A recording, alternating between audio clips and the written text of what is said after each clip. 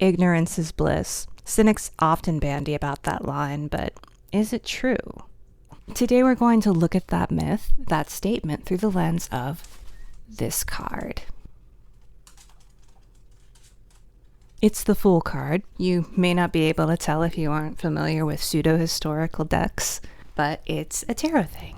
Hopefully, looking at this will give us some idea of the answer to the question of whether ignorance is a good and worthwhile thing or not. Now, I should mention that I'm not going through the normal interpretation of the Fool. It will be somewhat similar, but what I'm talking about is my own experience of the card, my own contemplation and meditation on the card. All opinions are my own, all answers are provisional and incomplete. You are more than welcome to share your experiences, and I would love to hear them. This card, this specific version, this is from the Cariel Vicanti deck, which reproduces and expands a 15th century deck, ostensibly painted by Bonifacio Bembo. That was beyond embarrassing, wasn't it? This one right here, the Fool, they don't have it from the original deck that's kept at Yale. So this is a interpretation and extrapolation. It's an invention. It's a fraud. Completely fake. But it's very pretty. The book that comes with it says that it's inspired by the work of Scapini, but it's fake. This is like a lot of things in tarot and mysticism and spirituality. It's a fraud. But we can still look at the symbolism and get interesting and perhaps useful things out of it. That's what I'm about. Even when there's fraud, even when people are liars and deceivers, they still teach us things that can be useful. What we have to do is take what other people say and bring it into ourselves and assess it and apply it and go, yeah, that's good, or no, that's terrible. Why would you ever say that? It's pretty. I almost never actually use this for readings, partially because each card is the size of my head, but that's great for these purposes. We're going to start looking at this from the top of the card, and I mean that very literally. You'll see that he's carrying a stick over his shoulder, wrapped up in a little cloth like that. This whole carrying a stick over the shoulder tradition, I initially learned about it in old cartoons from the early 20th century. Every time that there was someone holding something like this, it was because they were a hobo. They were an itinerant homeless person, most likely made homeless by the Great Depression. And what those things are called, what these little things in the corner are called, is a bindle. The whole point of bindles is that they help you carry around all of your possessions, which if they fit in there, it's clearly not a lot of things, but it lets you carry all of that around on your shoulder, and there's pretty much no stress anywhere, and it's pretty easy to move around because you have a nice lever attached to it. The problem with that, as I looked into for this video, is that bindles weren't really around in the medieval era. Maybe someone would have innovated and figured out how to make one, but they mostly had sacks and bags and things that they could tie around themselves or just carry around or put on an animal. I don't think the Fool's going to be able to do that because that dog's probably not even big enough to carry what's in that little bag. Probably. I mean, are dogs like ants? I don't think dogs are like ants. They can't carry a million times their body size, right? They're not like ants? Are you like an ant? And she says, no, ants don't lick things like I do. However, there is a history that goes beyond the Rider-Waite deck of the Fool carrying a bindle. The earliest Fool with a bindle that I found was in the Besançon pack by Renault, and that deck was made around 1820. Most of what I found seems to imply that bindles were invented in the 19th century. We've also had Fools with bindles in the 19th century. In older eras, like the 15th century, travelers would have bags and pouches that they carried with them and tied to them with belts and straps and things. A bit like modern day backpacks. Maybe a modern deck should have a backpack instead of the bindle? It would make sense. Now, the one benefit of a bindle is that it has a stick attached right to it. Like, you can't really take a bag and beat someone over the head with it to defend yourself or use it to fight off an animal. But you could probably do that with a bindle. It has the stick right there. But medieval people would usually have a walking stick to help them move around. It added stability, especially for long trips. It let you push things out of the way with the bottom of the stick if there was some kind of thing in the path. My point, after all that rambling, is that the Fool has a bindle even though he probably shouldn't and didn't before the 19th century. If you found one older than that, absolutely let me know, because I would love to learn about more of these things, but that's what I've found, 19th century. And the nice thing about it is that the bindle is so thoroughly ingrained in modern culture and in their modern mind, thanks to cartoons and general media sources, that it gives hobo. And I think it's supposed to give hobo. We're supposed to see this person and realize that he isn't rooted anywhere. He moves from place to place and he takes everything he has with him. The hobo couture is only emphasized once we go a little bit further down the card and we see the ragged state of his clothing. You can see the holes in the clothes, the torn fabric. It's in a shabby condition. It doesn't even seem to be holding its shape very well. His is all torn up, despite the rather optimistic, bright, cheery yellow coloring. Back in the medieval era, yellow dye would often come from things as common as onion skins, so it's actually perfectly plausible that someone who's impoverished would wear yellow like this. It's reasonable. It's actually pretty accurate. That flies in the face of modern portrayals of medieval people where they're all wearing potato sacks, which are just as realistic as our bindle here. Did they even have potato sacks to make clothing out of if they wanted to? Yeah, I'm sorry, I have to go look. Wikipedia told me that potato sacks are actually called gunnies or burlap sacks. A website called Fashionista tells me that burlap, and as a consequence, burlap sacks, weren't produced and available in the West until the empire building of our imperialist ancestors or invaders, depending upon your nationality and personal heritage, made jute cheap and accessible in the 19th century. All roads point to the Victorians, what can I tell you? And unfortunately, their shoddy revisionism continues to poison our minds today. Why would you do that? Why would they do that? My point, a long time ago, the yellow clothes are good. We like the yellow clothes. Those are realistic. This fabulous did fabulously, except for the bindle. The bindle is a problem. But that's fine. It's fine. It does give hobo, and that's the goal. Our fool is poor. Was fool used to refer to poor people in medieval Europe, or was this some kind of aberration? No. Fools were usually court jesters, and they got their name not because they were particularly stupid, but because they made fools of other people with their wit. You also see this in Shakespeare's fools, who are usually, the smartest people of the lot. Not usually the most morally upright, but very smart, aware, sometimes even aware of the audience. Keeping in mind that the fool is a court jester is also pretty historically accurate, because tarot cards were originally a game made for nobility. It would have characters that kings and queens and nobles would both see and relate to and feel personified by, and every court that's of any worth has a jester. I assume they had cooks too, so I'm a little bit surprised they're not there. I guess they didn't really spend time in the halls talking with everyone or making fun of people, did they? Maybe that's the issue. They don't really talk to people as much. They just feed them.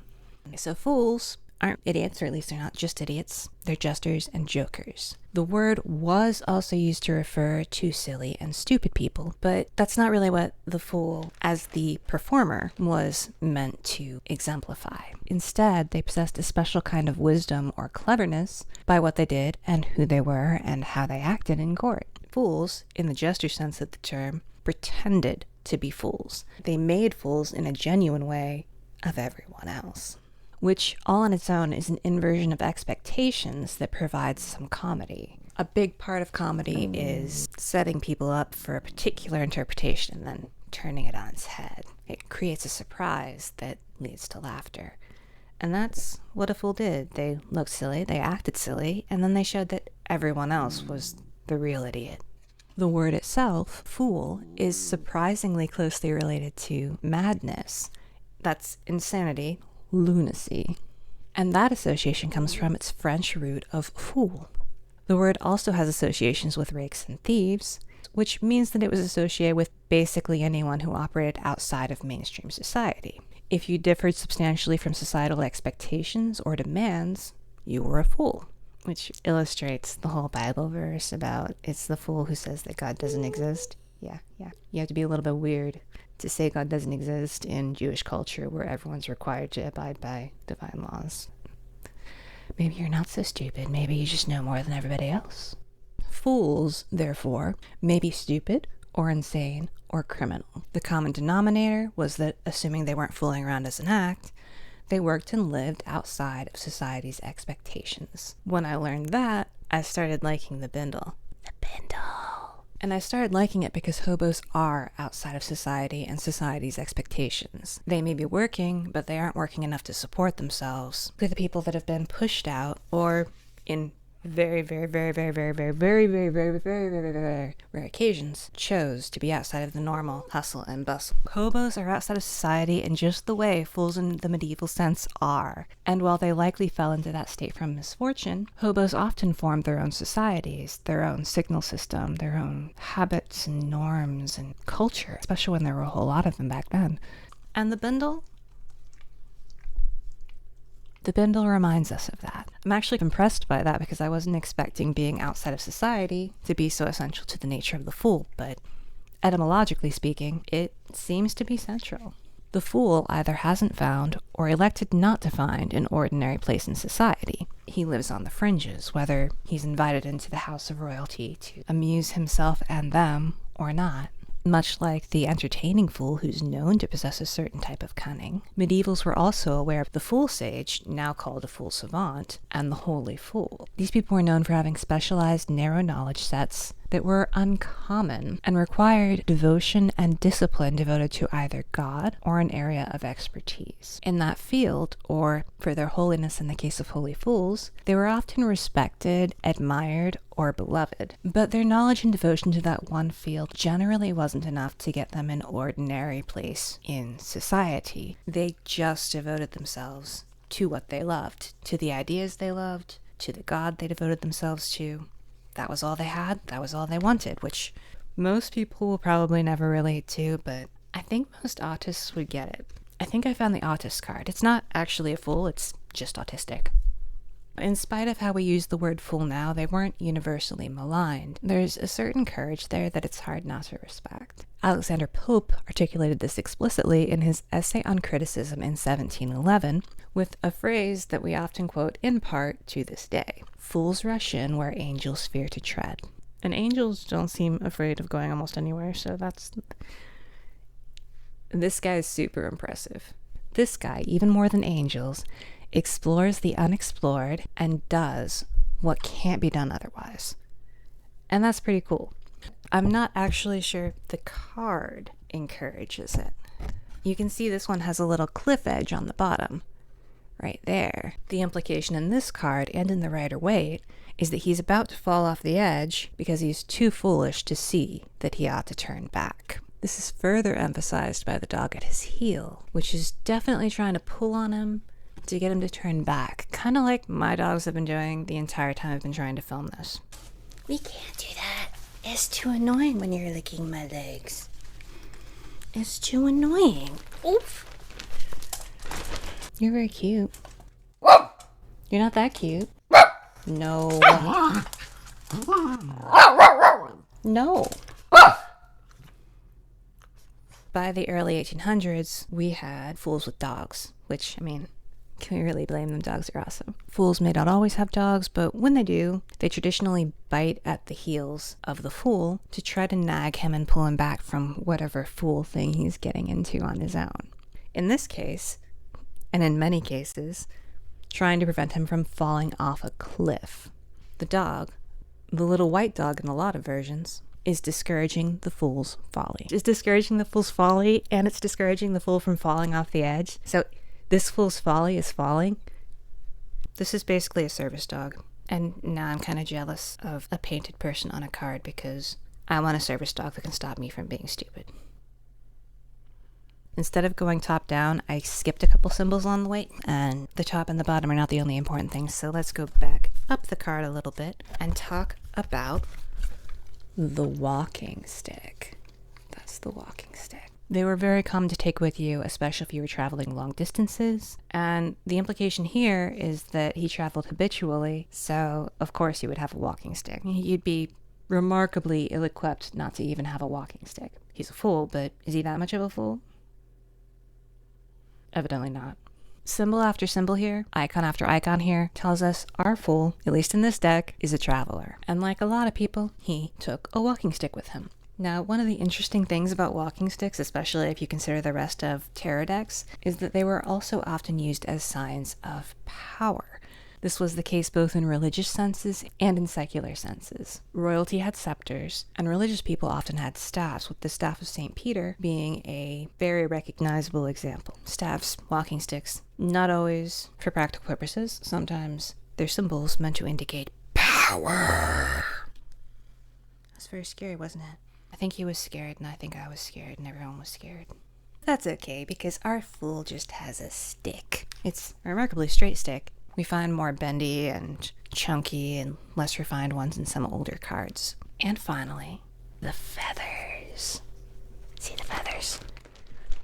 It's kind of interesting because a lot of modern sources talk about how we don't really know what the red feather that is being worn by the Fool in the Rider-Waite deck and a lot of subsequent decks means. Some people say it's the whole feather and the cap thing where you're gaining experience, and that makes sense for this card, except he's not there yet. Clearly. What's really interesting about this card is that this isn't a single feather. This guy's wearing a whole crown of feathers. Look at that. That's a crown. That's a crown. It's not just one feather. And I'm going to be honest, I have no idea what this means. Is he bird brain? Does he have flights of fancy? Is he planning on holding the feathers in his hand like Dumbo so that he can fly off the cliff in front of him? Or is this a bit like his walking stick, and he's wearing them as a sign of his own superiority to royalty? Is this his version of a crown? Are feathers the common form of silver and gold? Given the resemblance to things on other continents, he may even be culturally appropriating Native Americans that he's never met on a continent he doesn't know exists. Anything's possible. This is tarot. The overall tenor of this card is of a traveler. This is an explorer who gallivants around the countryside with his walking stick and his dog, and even though the dog is far brighter and more sensible and more cautious than he is, he just ignores it and goes right on forward even with it nipping at his heels. The overall impression is of someone who is brave and, brave or foolhardy. He rushes into new experiences, and his courage, such as it is rooted in inexperience, in that blissful ignorance we were talking about earlier. That, not hard-won and well-justified confidence that comes from experience, is the root of his courage. He goes forward with nothing but confidence that he'll find what he needs. That is, he's an idiot. He's ill-equipped, he's oblivious, and even the hints he has of what he should be doing, he's not listening to. But, and this is what I find really interesting about the Fool card, this is how all experience and all learning begins. When we start out, we're innocent. And even though innocence has a positive connotation in everyday life, what it really means is ignorant and inexperienced. And that's the Fool. If you want to talk about him kindly, he's innocent and willing to go explore and find new things. But the thing about innocence is that it does lack the experience necessary to ensure good outcomes. It doesn't know what it needs to know to protect itself. That's why we so often talk about how we need to protect the innocent. They can't protect themselves. They don't know enough. They don't have enough skill. They don't have enough knowledge. They need to be kept safe. But when we go forth despite our innocence, especially if there's no one there to protect us, and this guy has a dog, but maybe if there's no one there to protect us that we actually listen to, maybe if we treat them all like this dog, we're going to fail. We're going to do unwise and unhelpful things, and we won't know enough to prevent them. We may not even know enough to correct them. We won't know until we get enough experience of the potential pitfalls to not slide down them like this cliff. And once we do that, we're not innocent anymore. We're knowledgeable, we're wise, we're aware of our skills and our environment. We can study and consult with other people to try to prevent bad outcomes, but even when we're doing that for the first time, we're going in blind. We can choose the wrong mentors, we can follow bad advice, we can even follow maps of land, patterns of progress that are completely wrong because we don't know any better. We all start out as the Fool, and even if we're trying to prepare ourselves because we don't know what we're doing, We're going to make mistakes. The only way to avoid that is to have perfect guidance from someone else that we don't ignore the way that this guy ignores his dog, and none of us is going to have that all the time. It's not possible, and it's okay that it's not possible, because it's okay to be a fool sometimes. As long as we prevent horrible eventualities like falling off of cliffs and going splat splat, it's okay to make mistakes. We can learn from them. In fact, mistakes tend to be quite memorable. A lot of mistakes you only make once. Even learning from books is a journey, and it's a journey riddled with errors. Some of us, even if we'd like to study, even if we'd like to listen to the bravest and wisest and most experienced among us, are like this guy, and all we've got is a little dog, little white dog in the corner, nibbling on us. That's all we've got.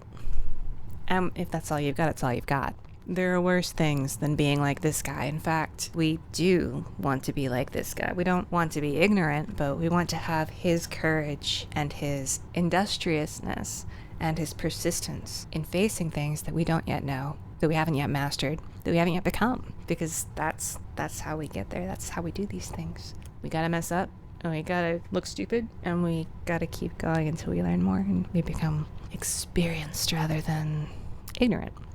And we can't do that if we don't embrace being a fool. So, be a fool.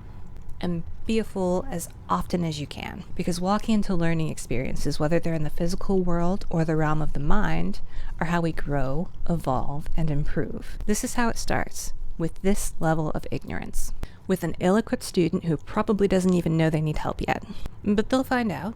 You'll find out, and we'll all learn, and we'll all become wiser. And the thing about the fool, we think about it as someone else, someone we used to be even, someone who doesn't know what they're doing and never will know what they're doing, and they're defined by being a fool, and that's part of why we fear being the fool. But if we don't embrace being the fool, we can't be the wise and experienced one, because this is part of the journey. This is the first step of the journey. You can't get to the end without going through the beginning. That's not how any of this works. Even PhDs who have subject mastery in a very, very narrow field are often ignorant everywhere else. And even if they do know everything in their current field, they still only know what's currently known. There's this broad swath of things that they don't know that will be common knowledge in their field in like 100 years. So we're all fools, really. No matter how hard we work, no matter how hard we try, we're all this guy, and we're gonna be this guy forever. So we might as well embrace it. This guy looks pretty confident. He looks pretty serene. And I think there are worse things to be. And he clearly thinks he knows more than his dog, and he doesn't. But at least the dog knows what's going on, and one day you should figure it out too. When we act like we're not this guy, like this is somebody else, we're basically acting just like him, because I assure you, he does not know he's a fool. Is that the face of someone who knows he's a fool? I don't think so. This guy knows what he's doing, or at least he thinks he knows what he's doing. It's only when we become aware of our ignorance, of how foolish we are, that we can move forward with wisdom to seek out the knowledge that we don't yet have. As Socrates said, the wise know that they know nothing, but they also seek out new knowledge. So I don't like admitting it. I don't think anybody likes admitting it, but I embody this card every day, or at least I try to. Because when I'm not acting like this card, I'm just sitting in my comfort zone with the things I know, with the things that I can do well, and I'm just kind of staying there. And sure, I don't look foolish, but I also don't learn anything new. I don't develop any new skills. We don't want that. I don't want that. Do you want that? Be more like the fool. This guy, he steps towards experience even when he's totally unprepared, when he's mentally and materially impoverished. Despite those disadvantages, he's dauntless and determined, never confined for a single moment to his comfort zone. And while he may take that a bit far, that cliff face is not anybody's friend. It remains good, excellent even, to leave our comfort zones and explore the way this guy's doing. So be more like the fool. Show your ignorance. Explore areas you don't know about. Sure, we shouldn't always be doing things we don't know about, things that we don't understand. That can be foolhardy, and there is real danger in that. But we do need to be the fool well enough to keep growing, to keep learning. We need to keep doing it so that we can gain the experience and gain the knowledge and gain the skill that we need to become the best versions of ourselves. Get dumb. Be the fool. Do something new. Do something you don't understand. Learn something you never thought was interesting. We can't become greater and learn more and lead larger and more splendorous lives if we never ever try things that are difficult and unknown. We can't become better if we don't admit that we're ignorant. When we embrace that, when we embrace the process, including the early points where we don't know anything, we can live lives that are grander and larger and more beautiful and wonderful and splendid than we can ever imagine when we haven't ever explored these things. Now, there's a lot of shame preventing embracing being like this guy. We tend to look down on anyone who doesn't know things we expect them to know. If they're just too young or if they have a known disability, then we often let them be ignorant. We think of them as innocent rather than indolent or ignorant. Able or seemingly able adults, however, we're not so kind to them. We see their deficits, things they haven't learned or mastered, as demerits. We see it as a mark against their character, and we blame them for those disabilities. Our thought seems to be that even if their parents or educators or society has failed them, they're grown-ups and they're supposed to figure it out for themselves. How could you not have figured this out by your age? We all have areas of ignorance, and that's inevitable. Sometimes those areas of ignorance are more extensive or in more awkward places than we would want, but shaming people for that is not helpful. When we shame people for that, they just end up pushing it down and hiding it, sometimes from themselves even, definitely from other people, because they don't want to be shamed, they don't want to feel guilty, they don't want other people to think less of them because they can't do a basic thing. This is kind of like how people tend to hide when they're illiterate. If you can't read, that's fine. That doesn't mean something's wrong with you. It just means that you need help and you're not going to get it if you try to hide that you can't read. It's like that with any kind of knowledge, any kind of skill, any kind of experience. We're naturally inclined to hide them because we're shamed for not being able to do ordinary things that everyone is expected to do. But when we're honest and open about it is when we can most readily learn. The fool, he's many things, but he's not a liar. He doesn't hide who he is. He doesn't hide what he doesn't know. We don't need guilt. We don't need shame. We need to be the fool more often. Proud of going to new places and learning new things, instead of thinking we ought to pretend that we aren't anything like this guy. Excellent role model. You should definitely be more like this guy. I'm going to try to be more like this guy, and maybe we'll become something grand at the end of it. I'm going to end this in the way that I like ending all of them. Do what thou wilt shall be the whole of the law. Love is the law. Love under will.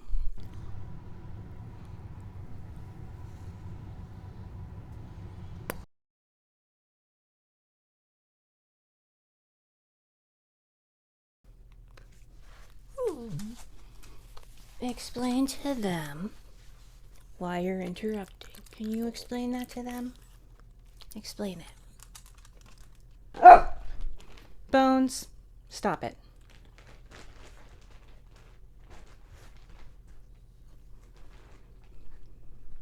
We're lucky. They will be quiet. Bones, sit down. I said sit down. Good boy. No. All right, come here, come here, come here. Come here. Ooh, no. We don't need that. We don't need that. And he's like, we need that. I can tell. I heard that part of what you said. Are you guys going to calm down now?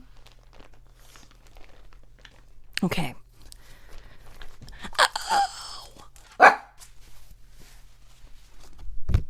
You're so whiny. Uh-oh, I acknowledged her. That never leads to good things. It never does. Okay, hold on. No, that's not what we want. That's not what we want. No, you can't run away. I was just talking about you. You can't run away. You can't do it. It's not allowed.